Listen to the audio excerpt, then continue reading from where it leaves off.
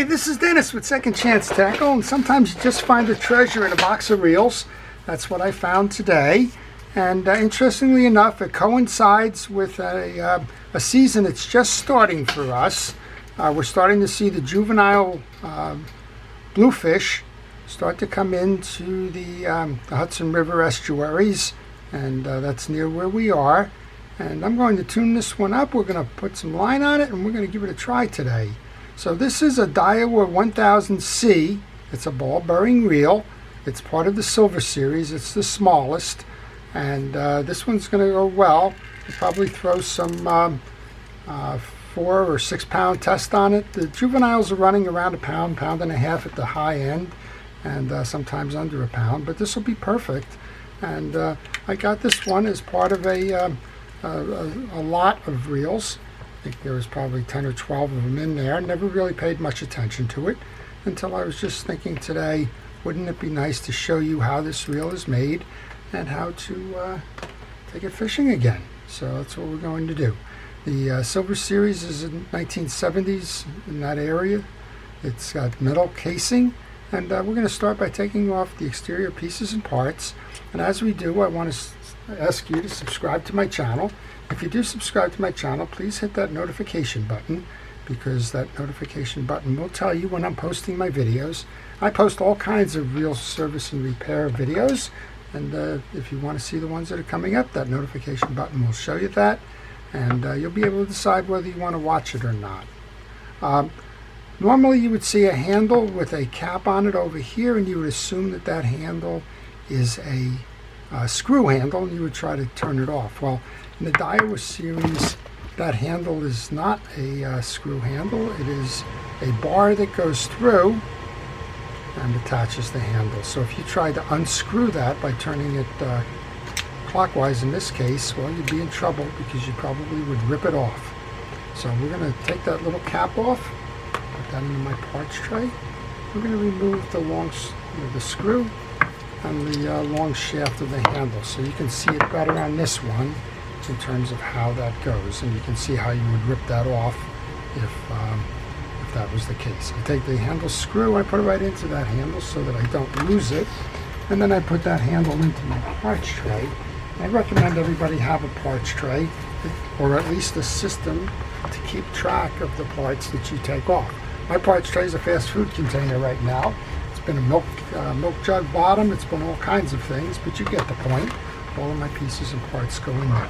Some people like to organize their removal and their setups differently. That's up to you, personal preference. There's no one right answer, but please make sure that you have one of those.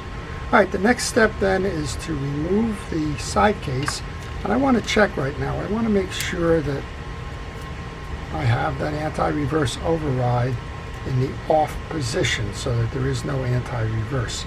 The reason I do that is that I don't want to risk having the anti-reverse mechanism come out when I remove the gearing, only to find out that, well, I shot a spring or damaged the gear or something, which has been known to happen from time to time when you leave that engaged. These screws can either be flat bladed, or you can use a small Phillips head. I chose to use both of them there. And with the 3 screws removed, in the parts tray, I'm noticing that all 3 of those screws are the same size. Always a good thing to check.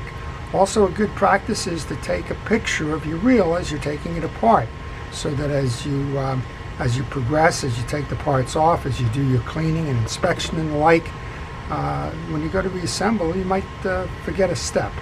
Well, those pictures should tell you where those pieces belong. We're going to remove the side plate, and here you can see the anti-reverse dog on the back. No harm, no foul there in terms of leaving it in or leaving it out. But sometimes these dogs get pinned under the main gear, and if they get pinned under the main gear, well, you got a problem. All right, this has got a axle shaft that's held in by a Phillips head screw, so I'm going to remove that now. And again, just take a picture before you start removing too many things. That way you're going to have a reference point. I think there's only one screw in there. We'll give it a try. There may be two. Let's go cycle down. Nope, there's only one, so it's probably just being stubborn. There you go. You can pull up after you removed it, and you can see the major issue with this one is, well, it's just got a lot of dirt and like on it. You can see on my protective glove that there's grease all over that, and that goes in. Next up, then, we can remove the gear. Here's a good point. This is a single ball bearing reel. A lot of people like to hot shot or hot rod these. You can take this bushing off and replace that with a bearing. And if you do that, well, it's just gonna run a lot better. You have a bushing on this side. I don't believe you can make that a bearing. You might be able to do a bearing and a shim washer. That's possible, but at least you can move that up to the 2 bearing count there if you wanted to. And we're just gonna put that bushing right back in the case where it came from, just so I don't lose track of that. And you can see that the main issue with this one is, well, there's no grease on the gears. The grease is sitting inside, being thrown off by centrifugal force. So when you're doing a reel tune-up, almost all the time it simply involves parts inspection, cleaning, getting rid of the old greases and oils, and then coming back and replacing that with fresh grease and oils. I'm going to use pliers to just pull the gear off there, and we're going to just clean those 3, and then we'll go up top. So there's a lot of grease on the crosswind block here. This one's pretty hard to mess up, but it is always a good idea to take a picture. This is the upside of the crosswind block. Sometimes you're going to find that they're non-symmetrical, and sometimes I've seen folks put them on upside down, and that's caused problems. All right, that one's cleaned. We'll try and get the old grease off the back of the crosswind gear. When you look at the crosswind gear, make sure that all of the teeth are here, and make sure that they're not clogged. In this case, there is no grease or anything in there. Then we want to clean the main gear out. Now this has quite an accumulation of stuff in there, and it's all grease. We're going to try first with a cotton swab or a Q-tip, and that usually can kind of muster up most of that stuff. And I like to go from least abrasive to more abrasive. Sometimes this stuff comes out like chocolate fudge or worse, wax. And if that's the case, well, you need to get a little bit more aggressive in your cleaning. In this case, we don't. All right, well, we took care of the old grease that kind of spun off the gear teeth and into the well there. Now we're going to check the teeth just like we did the other one. Now this one's got a little bit of residual grease left over in the teeth, so I'm going to take a hard brush. This is just one of those dollar store hard brush packs. You can use a toothbrush. You can use just about anything that's going to allow you to clean those cavities where the teeth are. This almost looks like a hairbrush because there's some stuff that's left over on that, probably from the cotton swabs. All right. I'm just going to wipe the inside down a little bit. I do that over a paper towel to knock the pieces out of it. All right, when you're satisfied that you have that, check the profile of the teeth as well. You want to make sure that they're not scarred or worn there. And then this back side, well, this back side doesn't get lubrication, but lubrication can fall in there very easily. This is the ratchet where that anti-reverse dog is going to stop the reel by intersecting with it. That ratchet's going to come in here like this, and that will cause it to stop. So with that ratchet out, then sort of run that brush over it. We can knock a little bit more out. The only thing it would do on this side, if those ratchets were stuck, those teeth there, is that it would cause you to skip it a little bit before the anti-reverse set. All right, then we have a bushing here, and as I mentioned, some people like to hot rod this reel with a bushing. That one may be peened on. So sometimes when you put excessive pressure on the stem of a gear, it's going to peen or push out the outer rim, and that makes it difficult to get this off. If you needed to get it off, you could do that, by levering it with a screwdriver. This is an older reel that doesn't need to come off. I'm going to leave it as it is. If you were thinking about replacing that with a bearing, well, certainly you would want to go ahead and do that. I am noticing that there's a little ridge on here as well. You may need a shim washer if you're going to replace with the bearing. All right, let's go up top then. This looks like about a 10 millimeter wrench. Let's give this a try. It is a 10. I'm going to start by turning it in a counterclockwise, traditional sense, and see if that comes off. It does. Sometimes it won't come off. Sometimes these are reverse threaded. If you find that these are reverse threaded, then you want to turn the other way. If you're doing this and that rotor nut is not moving, then by all means turn it the other way and give it a try. A lot of the Japanese reels do that, and don't be surprised if that's what happens with your reel. Okay, for some reason we were a little tight here, that last little step. All right, there we go. And we're going to clean the surface of the rotor just like we cleaned the other part. I'm going to put that inside the rotor so that I don't lose that. And we're going to come up top. We're going to remove the pinion gear and bearing in this one. Those are held on by the same type of a screw. You can use a flat blade or a Phillips head. I prefer the Phillips head. It's easier to grip and turn the screwdriver when you have the 4 points anchoring it, but that's your call there. All right, again, I'm putting these 3 screws on the table to make sure that they're all the same size. If you have a question on this reel or any reel in particular, if you want some more information about it, if maybe you're working on a reel and you're stuck, if you leave that question in the comments section, I do try to answer that for you. I'm going to take a risk and leave those right on the table because I'm going to service this and put that right back in. This should simply pull out like that. And you want to remove your bearing. And you want to note on your bearing, you have an open side of the bearing and a shielded side. Note that the open side goes down. I'm going to flood that bearing with oil. I prefer oil on my bearings than grease. And we're going to take this one into a saltwater environment, or at least at a minimum brackish water. And so I don't want the grease in there where the grease can cause that to accumulate the dried salt contents and the like, and then kind of act as a grinding agent, if you will. All right, we knocked off that big chunk of dried grease there. We'll take that same brush. We're going to do the same thing. I pull it towards me and I try and land it onto the paper towel.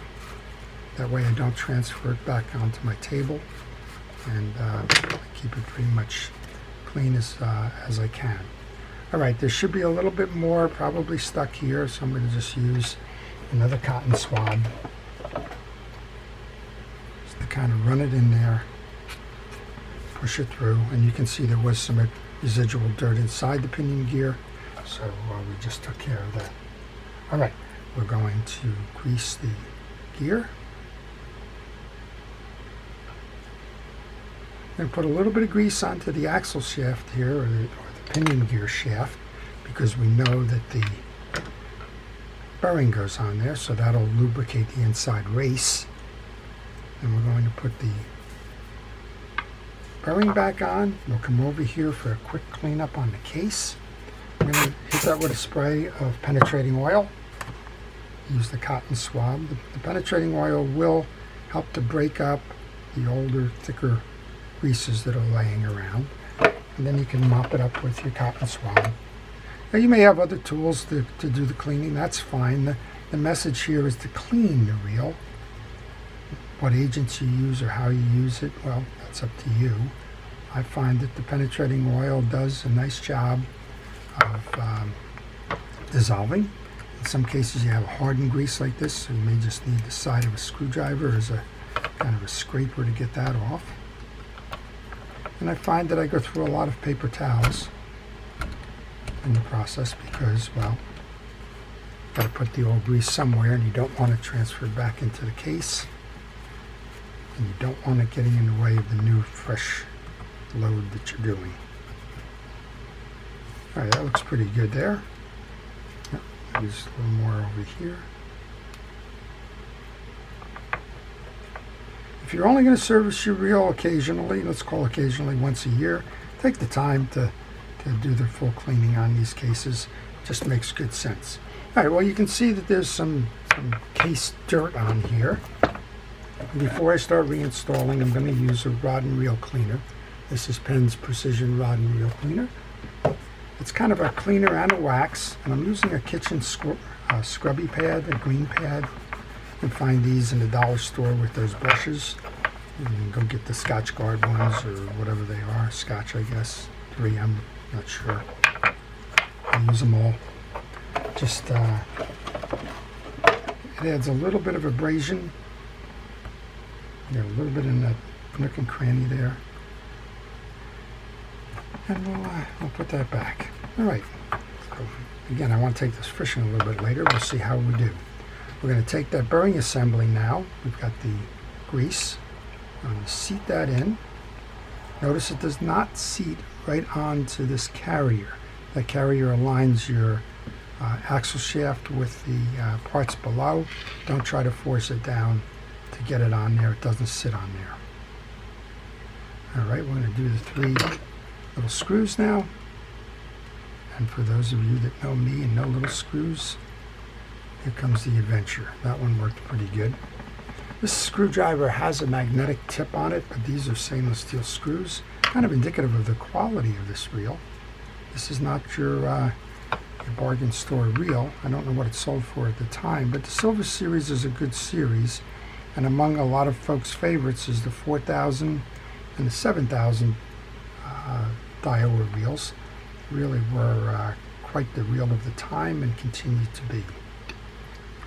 I don't worry myself too much with the bushings on this one. This is a light use reel, if you will. It's not the ultra light. I believe there's a 500 in this series, but I don't worry that I'm not going to have enough burring to play the fish or ease my cranking abilities and the like. Some of the best reels out there have 0 bearings. All right, there you go. I had a little bit of an alignment issue with this collar that's holding that in place.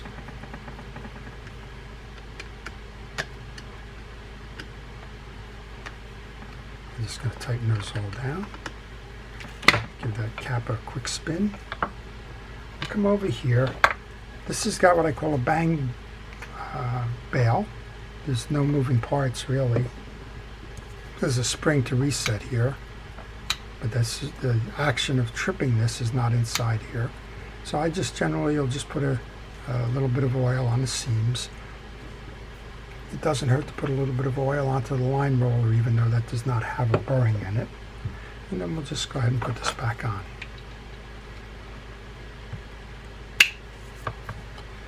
Remember, this came off in a counterclockwise manner, so it's going back on in a clockwise.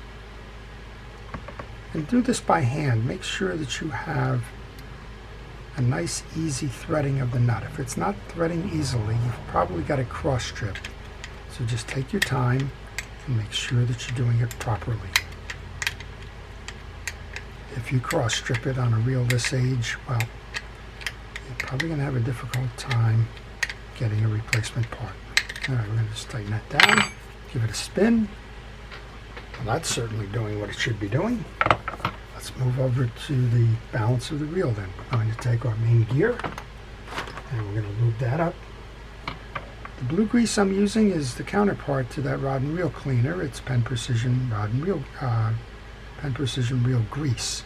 There's also a Penn Precision Reel oil that I use, and I don't have a preference. I've talked about this before. I have no preference for whether you're using the manufacturer's grease or somebody else's fishing reel grease, but I do care that you do use fishing reel grease.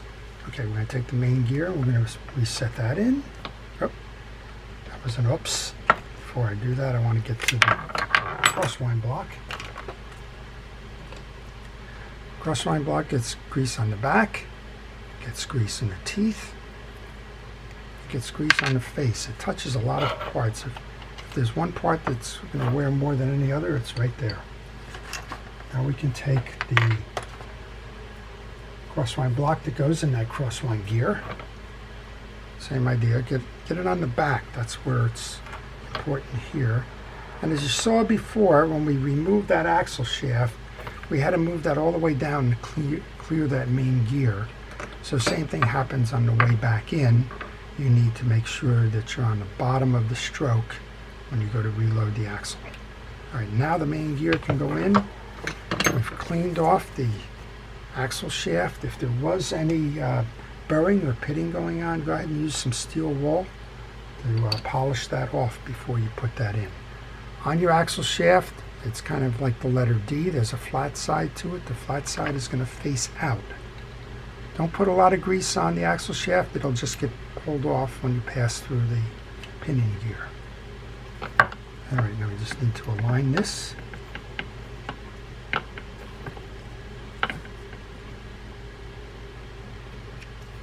And when you align it, make sure that the hole from the axle is giving you the clearance to put that screw back in.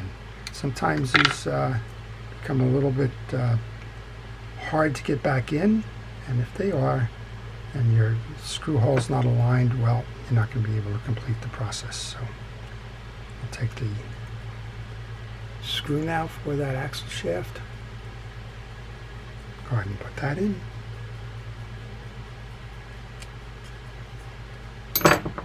And now we have an interesting one here. This cam actually pushes down to push this out. So this is in the engaged position, and when you go to the off position, it's actually pushing down on this. You can see that over here with this cam. So when you go to install the side plate, you need to make sure that this leg is under the cam.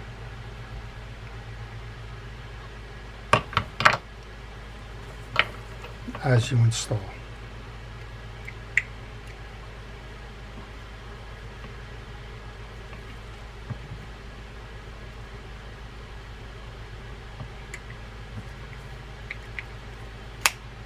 And sometimes it helps just to turn the rotor a little bit. That'll snap in your case. And before you go putting screws in, move it over to the set side and make sure that you're set with that anti-reverse. So this is set. And now we have those 3 case screws that go in next. Align your holes. We know that all 3 of these are the same because, well, we checked that out when we took them out. Again, if you're working on a reel and one screw is longer than the other or shorter than the other, or maybe you have more than one screw that is different, that happens on a lot of modern reels for whatever reason, like Shimano's and that, and some of the modern Daiwas. They have all kinds of different screws in the side plate. You just want to note where each one goes so that when you reinstall, you don't run into any problems. Here goes the second case screw. Then there's one more. And we're getting closer to putting some line on it. So what am I going to put on for a line? Well, I'm either going to put 4 or 6 pound line on this. I have a 5 foot rod. I have an ugly stick that I'm going to use, and I have some fluorocarbon line. Let me just put the fluorocarbon on this one, and I have 6 pound fluorocarbon, and that seems to treat me well, and that should give me enough for a fighting fish like these juvenile bluefish are. They're quite a thrill.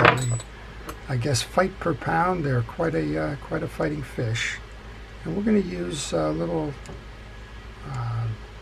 darts or spoons. I like the Castmaster. It works very well. And they're probably going to be in the 3/8 ounce range, somewhere in there. No more yet. Now these fish grow very quickly. They only come in to our area around August 1st. So we're just starting to see them now. They'll be here about 3 or 4 weeks. And during that time, they're going to grow quite a bit. There's a lot of bait, predominantly what we call peanut bunker. They're juvenile menhaden or alawite, depending on what you call it, where you call it. And those juveniles are loaded up in the bay. They're great for the forage fish, and these baby bluefish are just that. All right, we've got 3 Teflon washers, or plastic washers, and we have 3 metals. 2 of the metals are the same. They're round with a rectangular center, and one is different. It's got a round center with 2 ears. The rectangular centered ones are called keyed washers. They're going to hold this axle shaft when you apply the drag. And the one that's got the 2 points on it, that's going to anchor the spool. And when you press down on all of these, you've got both the axle shaft and the spool anchored. And that's how a drag works. Put the first of the Teflon washers in. You don't lubricate these. They're a petroleum product. They're self-lubricating.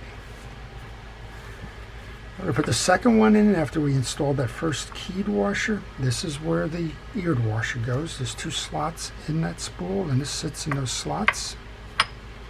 I'm wiping off these. Just want to make sure that all of that comes off. Now, why don't you grease or oil these drag washers? Well, they're non-absorbent. So all that's going to happen if you grease or oil these is it's going to squeeze out when you apply the drag. So that's why you don't do it. All right, we had a little 5-sided clip here. There is a groove in that spool. So we want to go ahead and anchor the one side in the groove and then just kind of pull it around. And if you have big fingers like I do, go ahead and pull it in with a screwdriver or some other device. All right, that's the servicing of your spool. This is going to go back on now. Oh, there's a little bit of dirt under the spool. Let's make sure we clean that out as we do. And that might be an example right there. We got some old greases in here.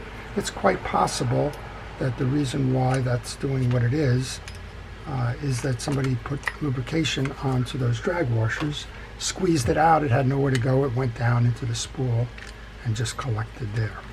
All right, this drag knob adjuster goes on. Tighten it down to make sure that your drag is holding. Yep, and then back it off. Now, me, I'm going to be going for those fighting fish. I actually want a little bit of play in that drag, and we'll do so accordingly. Just one more piece left in. It's the cap that belongs on the back side of the case to hide that screw. Make sure that's tight. There's a lot of times you're going to find reels, particularly if you're shopping garage sales or eBay or something like that. It's going to have that cap is missing. Well, just tighten it down. Don't over tighten it. It's plastic. It'll chip, but make sure that it's nice and tight. Well, there you go. This is it then. This is the Daiwa 1000C. It's a ball bearing reel. Lets everybody on the beach know that you've got a fish on, because it's got that constant anti-reverse. Just put a little bit of oil onto the handle side there. This one's ready to go fishing. So, of course, I do it right there, right? It's got the slam bail, and we're going to give it a try. We'll put some 6-pound fluorocarbon on this one. We're going to put it on a 5-foot ugly stick rod, and we'll report back on how we did. So I hope you've enjoyed that. This is Dennis with Second Chance Tackle. If you're a first responder, essential personnel, thank you for everything it is that you do. To everybody, please stay safe, stay well, and stay watching, and have a great day.